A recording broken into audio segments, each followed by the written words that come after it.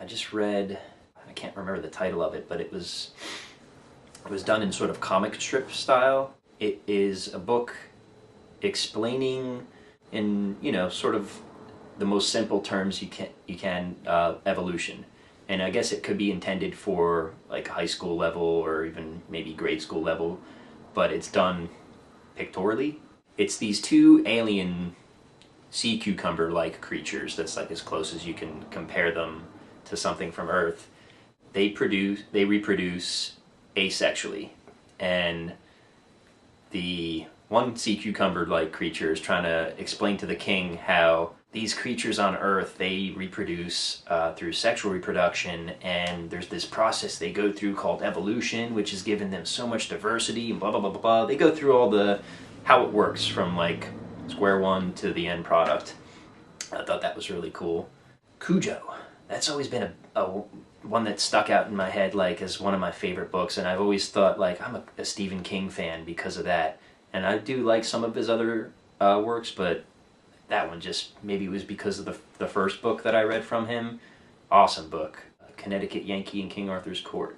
Time travel again, which was real tough at first. Books, books, books. I read comic books. I don't do so much anymore, but I used to love them. And the most of the time you talk to somebody and you tell them that, you get a oh, ooh, that's immature kind of reaction, but I think it's an incredibly underestimated form of literature. Anybody who's read books like, or even if you've seen The Watchmen, people think of comic books as a bunch of guys in their underwear running around shooting each other, I-beams and stuff, and yeah, there is that. It is also, there's like some big name authors out there that if you handed a graphic novel to a kid in a freshman year of high school, he might not be able to read a good portion of the words or even understand some of the concepts that are going on. And that actually has brought about a very deep interest in science for me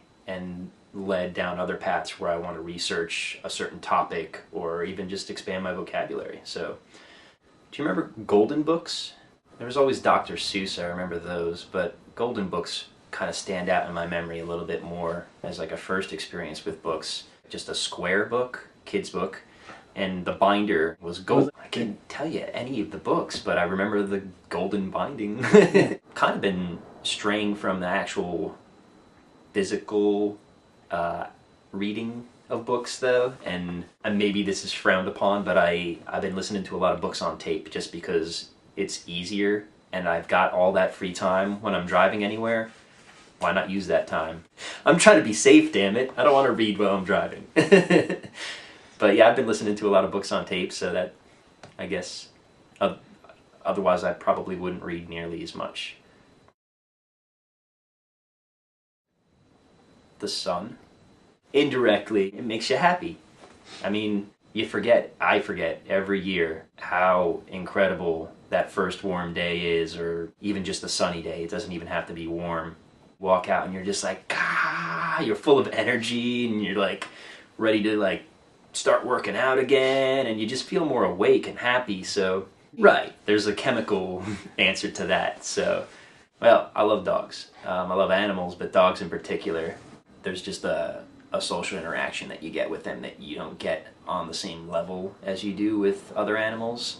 The sight of a dog just still turns me into a little kid, and I'm just like, doggy, you want a pet? You get all silly.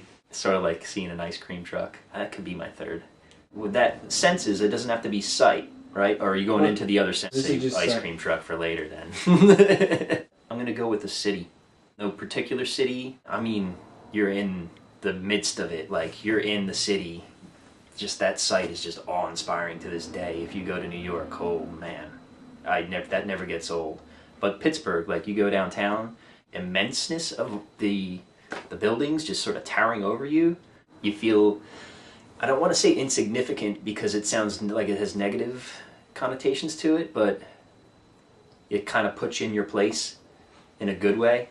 I'm one of those people who you hear about the vastness and the expanse of the universe, and some people just like it makes them feel like insignificant. I think it just puts you in the right state of mind. It's just like, So what? That's cool. That's great. I'm not a it's a speck that has no meaning. Like, meaning of your life, whether it's to yourself or to other people, is all in your head and all in their heads. So, kind of going off on a tangent there, I guess. Okay, we're gonna go right back to ice cream truck. Instinctive. When I hear an ice cream truck, I don't even really like ice cream that much. It's good, but it's something that when you're a little kid, you go nuts for, and it just never left me. If I hear an ice cream truck, I'm just like, and I just gotta, I could be eating ice cream, and I'm gonna go on to the ice cream truck, must follow sound. Harmony, and have to be a little more specific. I'm just gonna pose that on myself and say strings.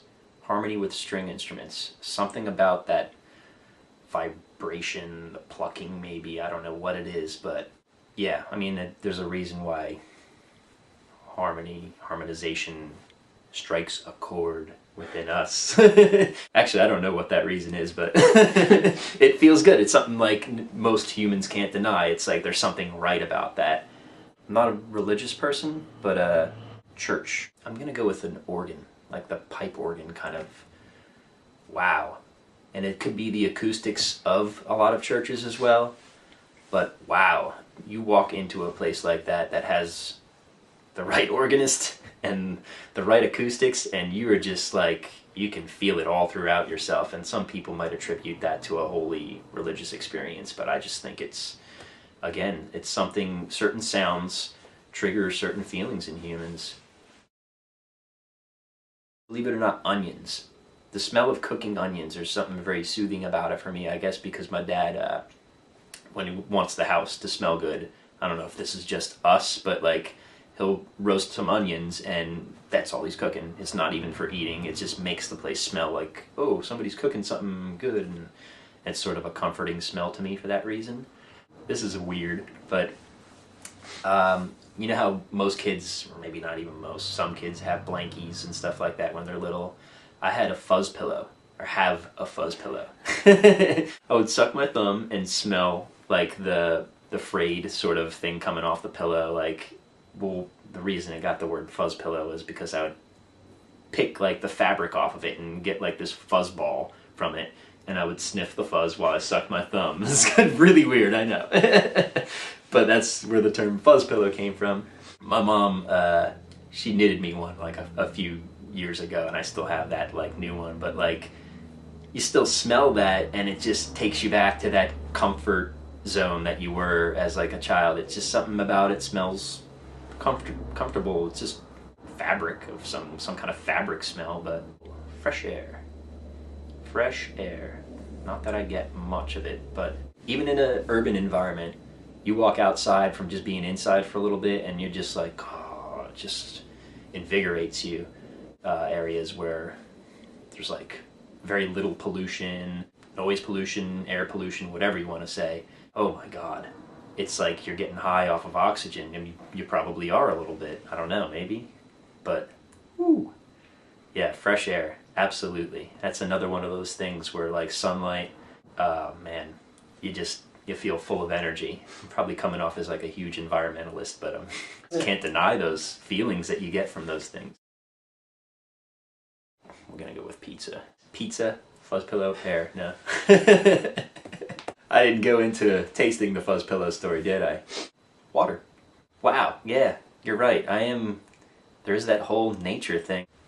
I have a major sweet tooth. It's like I act like a child sometimes. Like I just need to go get candy or ice cream. Salt. Yeah, I'm gonna go with salt. I was trying to stray away from particular foods, but salty and sweet. Like, I guess, geez, that's a very immature taste, but I still love salty things. I try to cut it out of my diet too much. Like, when I was a kid, I used to take the salt shaker and just, like, make myself sick. Like, you're just, like, gagging almost. Skin, without getting, like, you know, sexual about it. The feeling of skin, even, like, your own skin, unless you have like really shitty skin, maybe. But yeah, the feel of the touch of another human, the touch of a dog, fur, live Oh, not like big on like animal, fur coats and whatnot, but like, yeah, not a dead kitten. A live kitten. Although it probably feels the same, just not getting the same experience from it. I think I'm going to go with water on that one as the third feel, the feel of like being immersed in liquid. I'm a horrible swimmer. I'm afraid of the ocean, but like in a swimming pool environment, like I just don't dig the whole, like, I don't know what's out there and I can't see what's even by my feet right now, and like I'm only knee deep. But if it was like see-through, clear blue kind of water, oh man, being immersed in water is just like a cool feeling. I like that. We sort of touched upon this before, but what we know, what we can know, what we don't know, that whole sort of thing. What we have to sort of accept as, okay, we can never know this 100%, but we know enough to at least accept that as maybe not 100% true fact, but in order to progress as a species, we can say that we have a pretty good idea about certain things. Space, life on other planets. A lot of people think like aliens are visiting and all that jazz. I don't subscribe to that. I do think that there is life out there somewhere, but the universe is just so incredibly huge and vast. But life sprouting up on another planet, and you got us here. Sure, I'm sure it's happening all over, but the odds that a successful species is going to get to the point where they can have interstellar space travel at the same time that we do, like one of these civilizations is going to die out, or just, I don't know, they got to the point where they're traveling to all these other stars, but the universe is so big still to be able to get those two to connect. It's going to take a lot. I don't think that's happening right now. It could happen, but I do think there is life out there, and to imagine what that life could be like and look like. And it's fun to just look at the incredible diversity that you have on this planet, from the oceans to the air. And then you think, okay, let's pick planet X out stars and stars away, that they're starting from single-celled life, or maybe something beyond that we can't even really imagine. What are they going to look like? Can you even conceive of what those things are going to look like, act like, smell like, taste like? And you see these, the Greys or whatever, isn't that what they call, like the big-eyed aliens? 2 eyes, a mouth, arms. Come on, really? You're going to look that close to us? No. Unless that's us from like the future or something like that. I'm not buying it. But I'll totally buy that it's us from the future, apparently. To go back to taste a little bit, we were talking about what if we found a planet, and this would never happen, but what if we found a planet where they had like fields of these animals, but they're just dumb as bricks, they have no memories, or, like they're just, I don't know, like fish basically. They're equivalent of fish, but they're hopping around on land. And they taste amazing. Wouldn't that be cool? Anyway, time travel. And I feel like I'm bringing that up a lot like in this interview, but that's something that I think is incredibly fascinating as well. Well, it's on the same level as exploring space. I'm taking that same interest in just going the other direction with it, if you can use that word. Direction. Space and time connected, but I think that would be so cool to be able to travel back safely, if you could do it, or travel forward, which sort of goes full circle to the first thought I had. You travel far enough forward, what can we know? What are we capable of knowing? How far can that get? Throughout all this, I guess there's a common theme in keeping our cool as a species, not ending up killing ourselves and whatnot. Hopefully that won't happen. But if it does, that'd be an interesting way to go.